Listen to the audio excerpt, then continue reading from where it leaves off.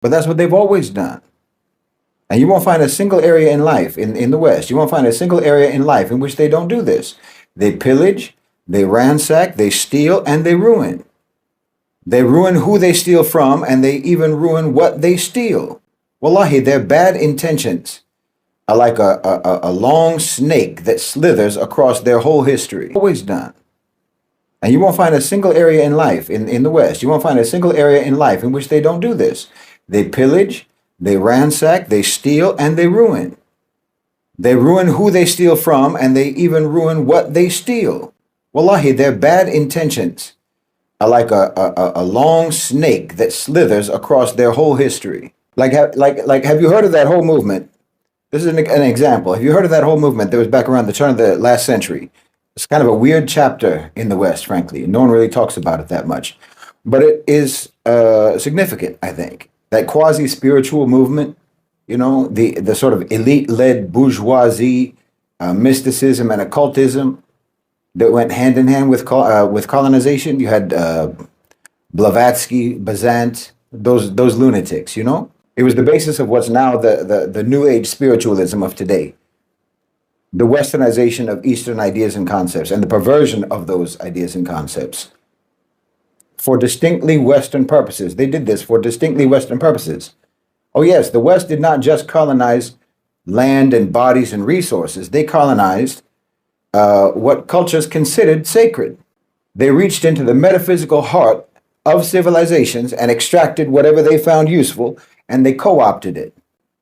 This was a calculated project of epistemic domination and pillage. They took the beliefs of the people that they colonized, they appropriated those beliefs, and they used those beliefs to not only manufacture their own westernized versions, which they would then use for their own purposes, but they also did it to negate and to invalidate the cultural ownership of those beliefs, the ownership by the colonized people. Now, of course, for us, we're just talking about all different types of kufr from all around the world, but that's irrelevant to the point that I'm making here. The point here is that this was just another form of extractive ransacking by the West. And it's important to recognize that. It's important to recognize how they did and what they did and why. From the 18th century onwards, as the Western empires spread across the globe, they encountered civilizations, old civilizations, whose spiritual traditions were older and were deeper and were far more integrated into the fabric of daily life than the hollowed out remnants of post-Reformation Christianity, and certainly more than the secularism of the so-called Enlightenment. We're not just talking about, you know, museum relics or something to be cataloged. They were living, breathing systems of meaning. Systems that had sustained those people, that had shaped their laws, their customs, and governed their ethics for centuries. And again, it doesn't matter that we're talking about kufr here. The point here is that these were deeply rooted systems of interpreting life that had formed across centuries of experience. There's intricacy there, there's scholarship there, there's exegesis there, and so on, developed over vast amounts of time. But the West did not approach these things with any sort of respect, not even with any honest curiosity. That's their superiority complex. Makes them incurably cynical. They don't think anything matters. Instead, they engaged in a systematic project of what you can call spiritual extraction, mining, repackaging, and ultimately distorting those civilizations' knowledge to serve their own ideological and materialistic ends. And it continues until today. Maybe not with the same brute force of colonial armies, but through the subtler and more insidious mechanisms of cultural hegemony, you know, appropriation and corruption, perversion. The Enlightenment didn't just challenge the authority of the church. That's not the only thing it did. It gutted any semblance of spiritual life in the West. Hello guys, welcome back to the channel. Well, I'm hoping that you're doing great from wherever you're watching me from. As you know, I'm your host and presenter, Eugenic Stories. Now, there's something that I want to talk about. And I like the fact that Shahid Bhalsan has really noted it clearly that the relationship between the Western nations and especially Africans and Black people have never been fair. As you know, pillage, rape, exploitation. And the relationship between all these other groups has been parasitical type of relationship. Perfect example is how blacks of the United States have always been treated. Shahid Bolson really explains it clearly, and he makes it clear. And he wants us to understand and learn that. Just know that any activity that you're doing with the West, being transactional, there is no such thing like fair. It has always been to their benefit. They're the ones who will ever be benefiting 100%. Now, Shahid Bolson asserts that the Western world, especially Europe and the United States, owe so much material success and technological advancements to a system racialized extraction that has targeted black people for centuries. This parasitic relationship began with the transatlantic slave trade, which forcibly relocated millions of African men, women, and children into a brutal economy of unpaid labor. The wealth generation from this system fueled the Industrial Revolution in Europe and North America, funded elite institutions, built cities, and cemented the dominance of the Western empires. It wasn't innovation or entrepreneurial spirit that elevated the West to global power. It was strategic, state-sponsored theft of black labor and life. Shahid Bolson insists that this model of success was inherently predatory, never mutual beneficial, and certainly never just. To this day, Western societies have failed to reconcile with origin stories, preferring to whitewash it with myths of meritocracy and civilization superiority. Buckle up for this video, as I hope we are all going to learn from this segment. Again, I'm your host and presenter, Eugenic Stories. If you're watching us for the first time, you know very well that I'll ask you to subscribe to the channel, join our membership, and really get to see what we can offer you so that we can all get to educate each other and learn from the host, the people that are bringing this video, for example, Shahid Bolson, right? So let's watch the video. I'll be back, and then we'll be having interactions in regards to this, because this has been going on for a long time. Buckle up for the video. I'll be back. And that left them with an existential void, a void that rationality and reason and nationalism couldn't fill. The European elite had long since discarded their own scripture, but they still craved for some sort of metaphysical transcendence, you know. They weren't high enough. They weren't powerful enough. So just like Pharaoh, just like Pharaoh, they wanted their supremacy to be on an even greater level. And as a result of colonization, they turned outward towards the so-called mystic Orient, towards the timeless wisdom of the East, you know, towards the ruins of civilizations that they themselves had ruined and destroyed. Colonial expansion provided them the sort of the perfect pipeline for their spiritual looting. The same British officers who plundered Indian palaces also seized texts in Sanskrit, Hinduism, Buddhism, and so on. You know, the ancient traditions of Egypt, of Persia, India, China, Mesoamerica. They were all treated not as living faiths, but as anthropological artifacts, ready to be reverse engineered, ready to be stripped of their original context, ready to be repurposed for Western consumption. It's really quite grotesque if you think about it. And that's where you really start to see the emergence of Western occultism, like some souvenir that a tourist brings back home to show their friends how well-traveled they are. You know, like these celebrities today getting tattoos in Japanese or in Sanskrit or in Arabic without even knowing what they say. So you had what was called at that time, turn of the century, this Theosophical Society in Europe. I think it was based in the UK. It was founded by someone called Helena Blavatsky, 1875. And it was one of the first sort of organized efforts to really codify this spiritual plunder. And then Blavatsky was followed by Annie Besant and Charles Leadbeater, who was a pedophile.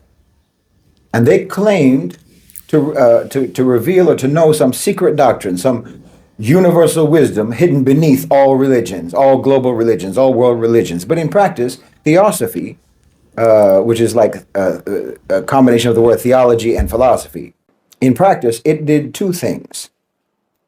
One, it reduced living doctrinal traditions to just metaphors. Hinduism, Buddhism, Zoroastrianism, and so on, were all stripped of their theological substance and repackaged as allegories for some deeper esoteric truth that the actual, believers in and practitioners of those faiths couldn't actually understand themselves. So the second thing they did was to elevate themselves to become some new spiritual aristocracy. The real wisdom, they claimed, was not accessible to the ordinary believer, but only to the Western initiate, the enlightened elite who alone could decipher the hidden codes and the hidden meaning in these ancient texts and these ancient faiths. You see, that's the whole history of the West. That's their whole history. That's their whole modus operandi. Like I said, they steal and then they claim that what is yours is actually theirs. And then they even claim that their stealing of your stuff made it better. The arrogance.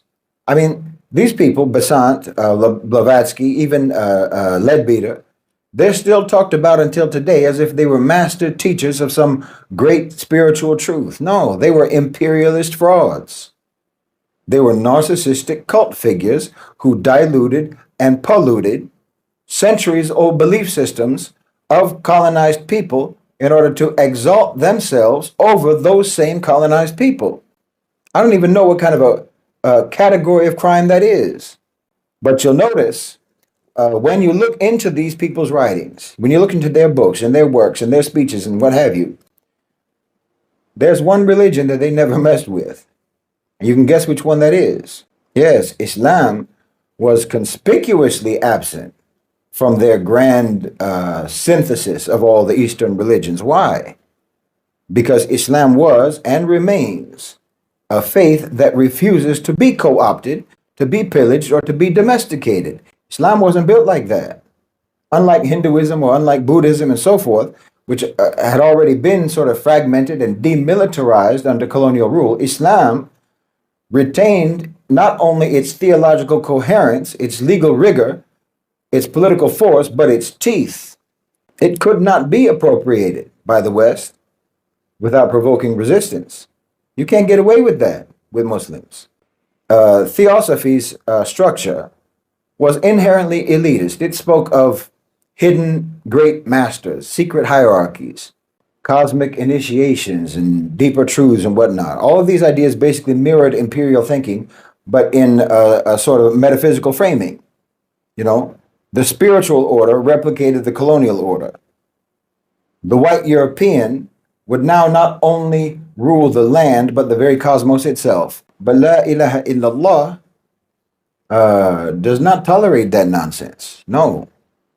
Like I said, you can't underestimate this sort of weird moment in the West, this weird phenomenon that happened in the West, because it oozed out from there into all sorts of other areas, not the least of which is psychoanalysis, especially Carl Jung.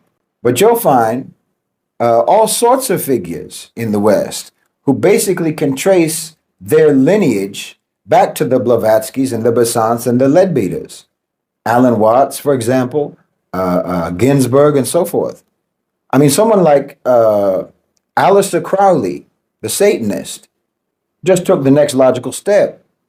Where Theosophy offered wisdom, Crowley offered the open worship of the self. He said, "Do what thou wilt shall be the whole or the total of the law." His system was less a spiritual path than a sort of a metaphysical manifesto for elite individualism. So Western. I mean, I've said it before, there's no real difference if you think about it. Philosophically, there's no real difference between do as thou wilt and the unalienable right to the pursuit of happiness. Crowley borrowed freely from Egyptian mythology, from Kabbalah, Tantra, ceremonial magic from all different cultures. But he never engaged any of those traditions on their own terms. Instead, he weaponized them. He used their symbols to try to dismantle moral boundaries, to try to reject institutional religion, and to declare the self as the ultimate sovereign. Well, that's very democratic, isn't it? Crowley's spirituality was one of aristocratic libertinism, masquerading as spirituality, What the Blavatsky had framed as esoteric enlightenment, Crowley framed as a sort of cosmic rebellion. It's very American. But both of them serve the same function, which was to provide Western elites with a sort of metaphysical justification for rejecting both God and rejecting the spiritual heritage of the people that they colonized. And that's what you have to understand. This wasn't just some fringe bunch of eccentrics. No, they served core imperialistic interests by claiming to understand the true essence of, say, a Hinduism or Buddhism, to understand it better than its adherents. The colonizer posed as a benevolent reformer rather than as a conqueror. And by filtering global religious traditions through invented Western esoteric frameworks, the colonizers were able to dictate how those traditions would be studied, how they would be taught, how they would be perceived.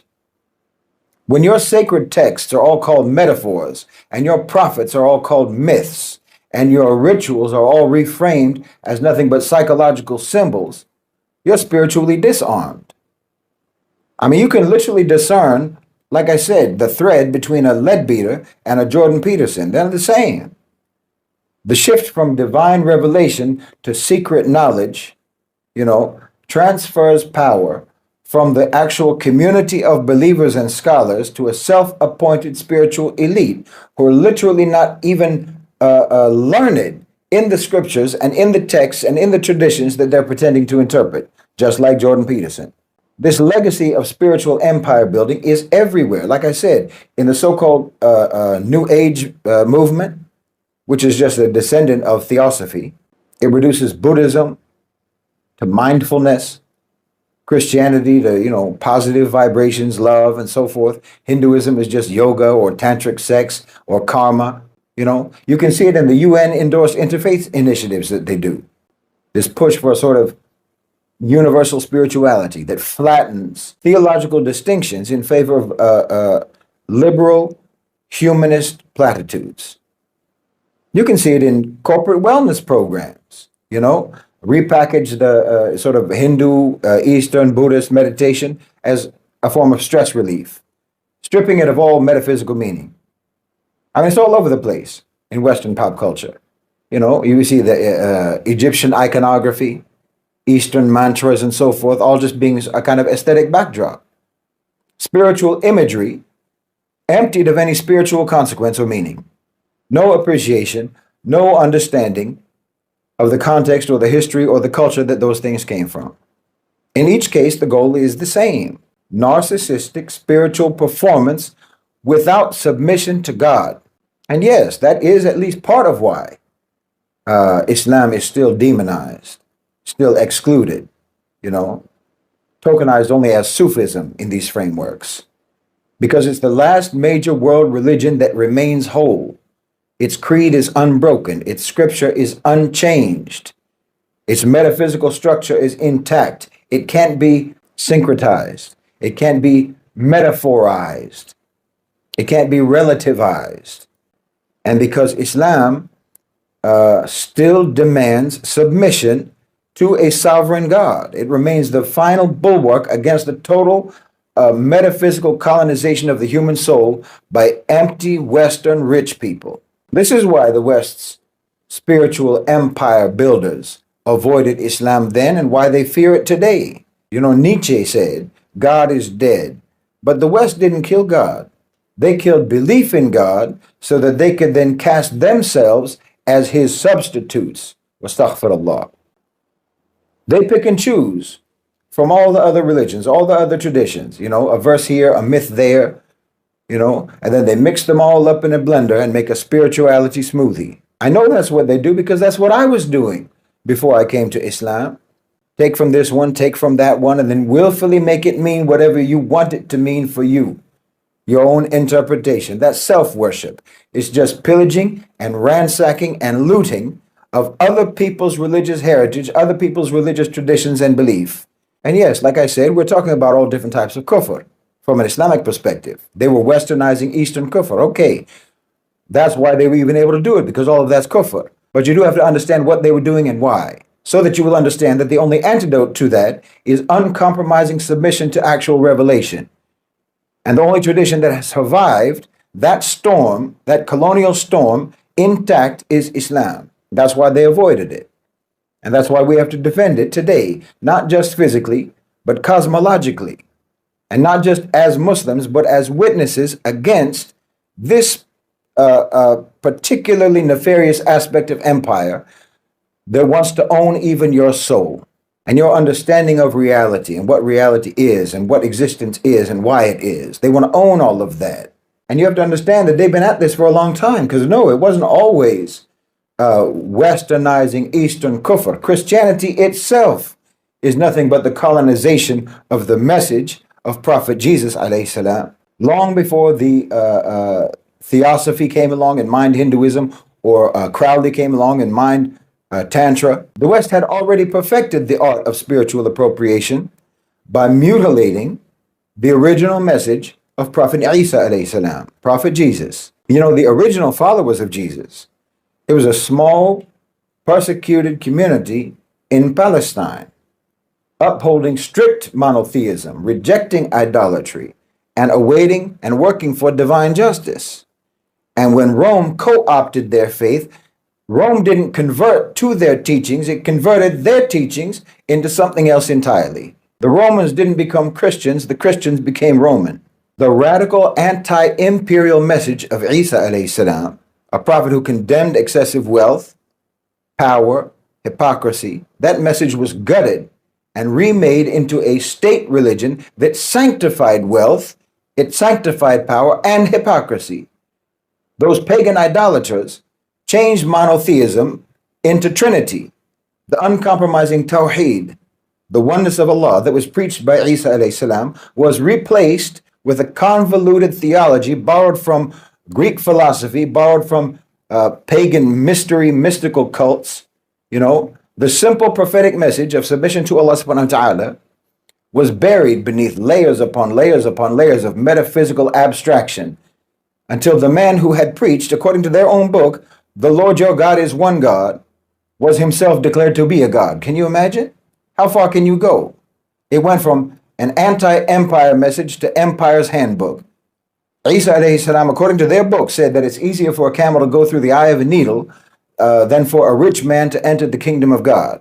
That's according to their own book that they're reading until right now. But pretty quickly, you had bishops wearing gold. You had popes commanding armies, violent armies. You had kings who ruled tyrannically by so-called divine right. No, the religion of the oppressed became the religion of the oppressor. You see how they do? They went from divine law to selective morality. Isa alayhi salam upheld the revelations from before. And he said in their book, until now, I did not come to abolish the law. But Pauline Christianity completely discarded divine law in favor of grace that conveniently allowed all the powerful to just sin without consequence while using moral rhetoric to try to control the masses. Even in their book today, in their Bible today, you still have Isa alayhi salam warning about divine punishment and urging people to be prepared, to prepare themselves for the hereafter. But imperial Christianity turned faith into a transactional system where salvation could literally be bought through the church, where suffering was glorified if you were poor, where the oppressed were told to endure injustice in exchange for a heavenly reward. They turned a message of justice into a message of passivity in the face of injustice, just as later Western esotericists would strip Hinduism of its theology, reduce Buddhism to just mindfulness. The early church fathers stripped the message of Isa alayhi salam from its revolutionary essence and repackaged it as a tool of social control. You know, the cross, which was nothing but a symbol of Roman brutality, was rebranded as a divine mandate for conquest. Imagine. The teachings of a prophet who stood against empire were used to justify empire. See how they do? The same forces that corrupted the message of Isa alayhi salam later went on to plunder all the sacred traditions of Africa, of Asia, and of the Americas. That same intellectual arrogance that turned monotheism into a trinity, because that's what they liked. They turned yoga into exercise, Sufism into poetry, meditation into corporate productivity hacks. But alhamdulillah, Islam remains unbroken and unbreakable. Islam still says there is no God but Allah subhanahu wa ta'ala. It still demands justice, not complacency. It still rejects the deification of man, whether through we're talking about papal infallibility or New Age self-deification, or the idea that self-knowledge constitutes knowledge of God or any other such nonsense. No. If you don't know that you're nothing but a slave of God, then you have no self-knowledge whatsoever. And the Muslims are the ones who can tell you who you are. The Muslims are the ones who can tell you what you are. Why, a Muslim who doesn't even know you has more knowledge about you than you have about yourself. That's why the West fears Islam. Not because it's foreign, not because it's Arab, not because they say it's violent or terrorist or what have you. It's because it's the uncorrupted echo of the message of Isa alayhi salam. In the same way that Rome couldn't tolerate the real Isa, the modern West cannot tolerate the real faith that Isa alayhi salam taught, because they can't tolerate anything that denies their own delusions of supremacy. Oh, it's just an unspeakable irony when the West ever talks about equality. Well, they're absolutely obsessed with trying to prove or trying to establish their superiority. And when they can't prove their supremacy, and they can't, well, then they try to just negate and nullify everything that proves their inferiority. Do you understand? They negate any measurement of value that they come up short in. And they do that through relativism and so on. You know, the whole interfaith narrative, for example. The interfaith narrative is religious relativism. It's the same old devaluing, the same old disrespecting of other people's beliefs because they don't have any beliefs themselves to speak of. So suddenly all beliefs are equal. All have the same value, which is this is just a way to negate value. In other words, it's belief relativism. It's nihilism. Nothing means anything. Everything is relative. That's their belief. That's their position. You only do that because religion and belief are areas in which you fall short. You know, they don't believe in financial relativism, do they? The rich and the poor sure aren't the same in their book, are they? Military might isn't relative, is it? You know, they don't see the U.S. Army as being the same as a militia, do they? That's not relative. When a militia commits violence, it's a war crime. It's a crime against humanity. It's a human rights violation. But when the U.S. or their allies commit violence on a vast scale, well, that's peacekeeping.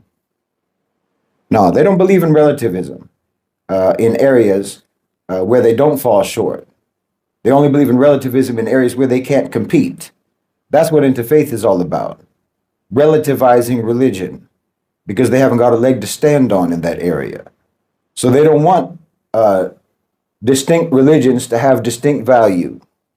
And they package that as tolerance. Tolerance. To belittle and to negate the individual value of religions, they say that's tolerance. Tolerance to expect every religious person to just accept the notion that there's nothing special, there's nothing worth holding on to, there's nothing worth cherishing and defending in their faith. And that's supposed to be tolerance. That's the West's version of tolerance. Imagine. That's like someone telling you that you're being divisive, you're being intolerant, because you don't accept for someone to insult your mother, because after all, we're all equal. Your mother isn't special, so she shouldn't be special to you.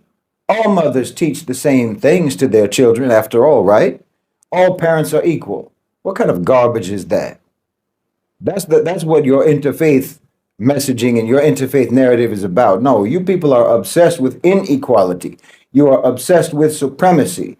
You are obsessed with devaluing, delegitimizing, and negating others. And you turn every religion into nothing but validations of these obsessions. And Islam does not accommodate you in that. Your colonization of our lands never conquered Islam, and your colonization of religious traditions, where you couldn't even find anything in Islam to exploit and to appropriate, because the only way that you could take, a whole basket of different types of kufr and call that a basket of kufr universal truth is by excluding actual truth from the mix, because actual truth does not allow you to exalt yourselves and to feign supremacy through some mystical esoteric gibberish and to try to pretend that you're the lawmaker, you're the lawgiver, not just subjects and slaves under the law. But Islam won't let you forget what you are. And Islam won't ever let you make us forget what you are. And that's what you really can't stand. What a great piece. Hello, brothers and sisters. Welcome back to the channel. Well, I'm hoping that you're great. And welcome again. I want us to have this discussion. Really, really important. You might want to say that, we've had these talks for a long time. But at least the first step is recognizing that we are living with these problems. And the only way to make Black people understand all these things that are happening is through sensitization, right? Now, I'd like to say something that Mr. Shahid Bolson alludes to, which I really find so much important. Bolson does not treat slavery merely as a historical injustice. It is, in his view, the ultimate economic crime against humanity. African bodies were commodified, catalogued, sold, and exploited for generational wealth accumulation. But the parasitic nature of slavery was not confined to physical labor alone. Enslaved Africans built agricultural empires, laid infrastructure, and sustained all economies through their suffering.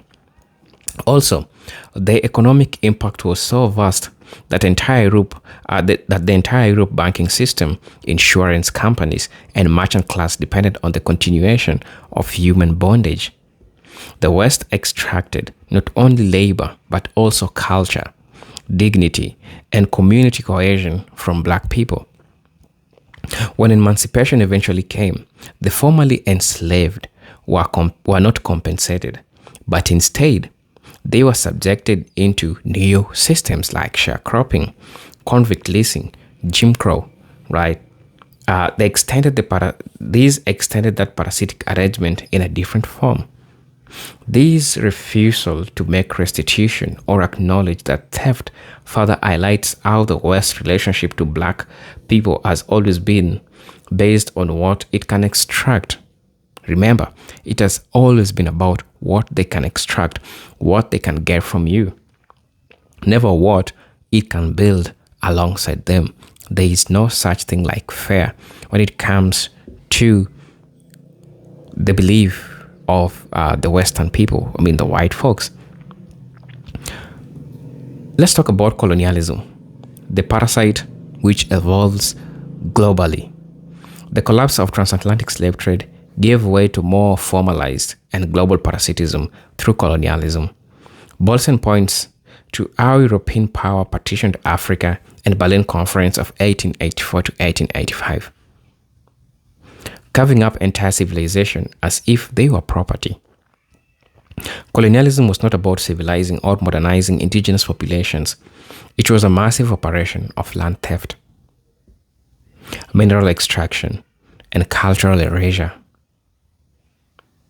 Colonizers established railroads, ports, and administrative system not to benefit local population, but to make it easier to export resources, that's gold, diamonds, cocoa, rubber, oil, back to Europe. Right?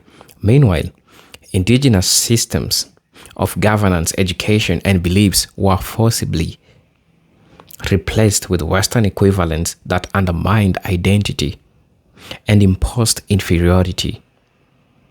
Right? The colonizer thrived as the colonized bled, and long after formal colonial rule ended, Western nations continued to profit from these exploitative structures through unfair trade. manipulated aid, and debt diplomacy. According to Shahid Bolson, colonialism never truly ended.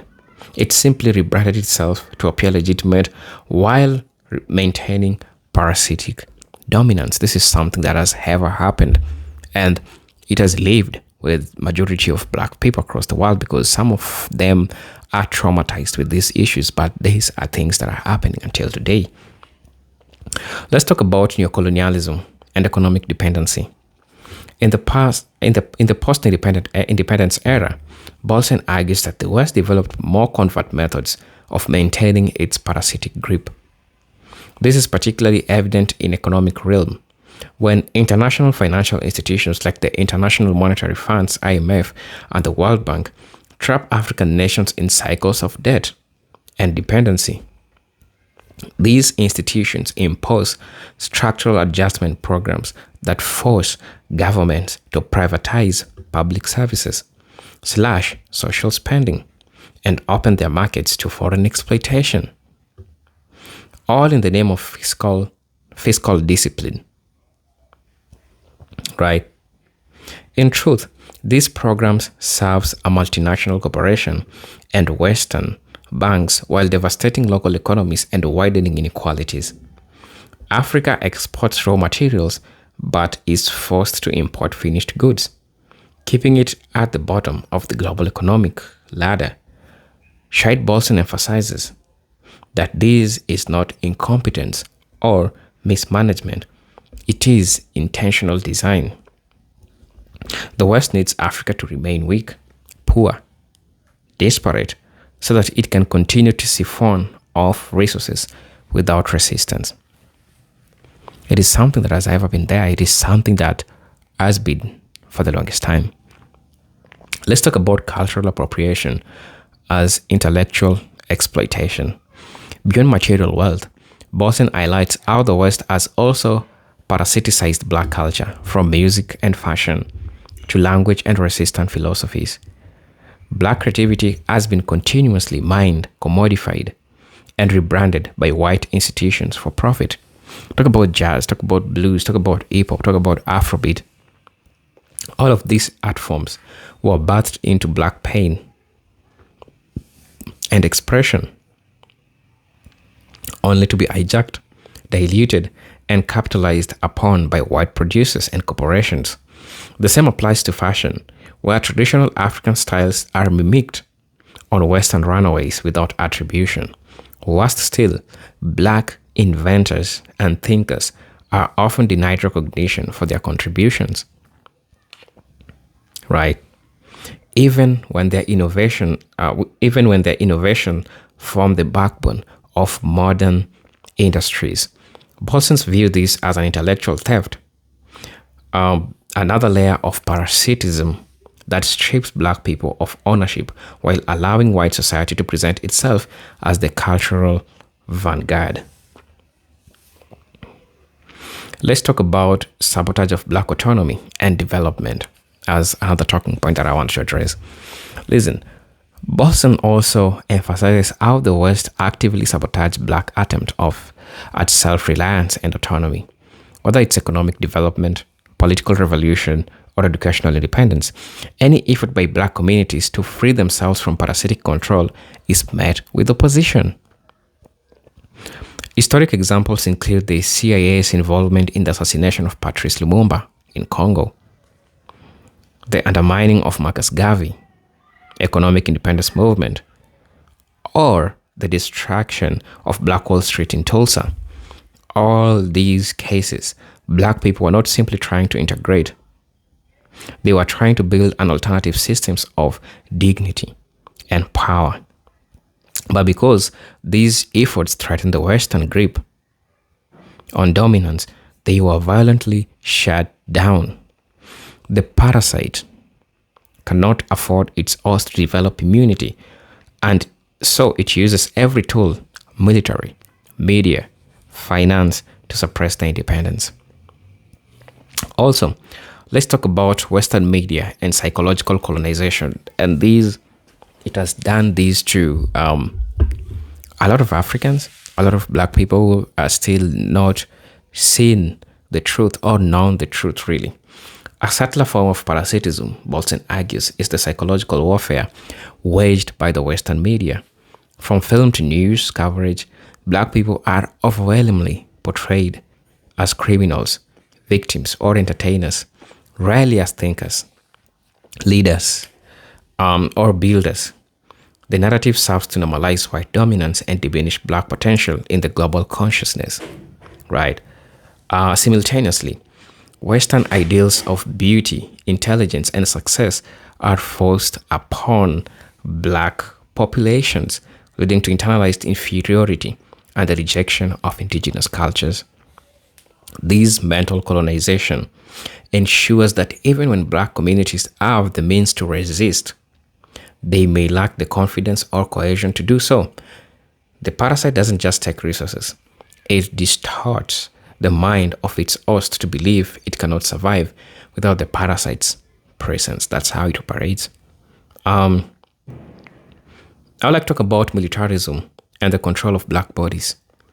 Bolton draws attention to how Western powers use militarism to control and discipline black bodies globally, whether through domestic police violence in the United States or drone strikes and proxy wars in Africa. The message is consistent. Black life is disposable if it resists Western interest. Policing, incarceration, and surveillance are tools used to criminalize black existence while securing white spaces and prosperity. In Africa, for instance, military bases, arms cells, and counterterrorism operations serve to prop up regime favorable to Western business and geopolitical goals. The parasite protects itself not only through economics and ideology, but also through sheer brute force deployed whenever necessary to secure its feeding ground, right? Talk about resistance and rejection of parasitism. Despite the vast machinery of Western parasitism, Bolton notes that resistance is constant. From anti-colonial revolutions to modern Pan-African movements, black people have continually fought back against exploitation. These movements demand more than inclusion in the Western order. They seek to dismantle the parasite framework altogether. Right? So really, let me know what you think about this video. I'm your host and presenter, Eugene Stories. But until then, I'm hoping to see you in my next video. Peace, love, and harmony. Salute.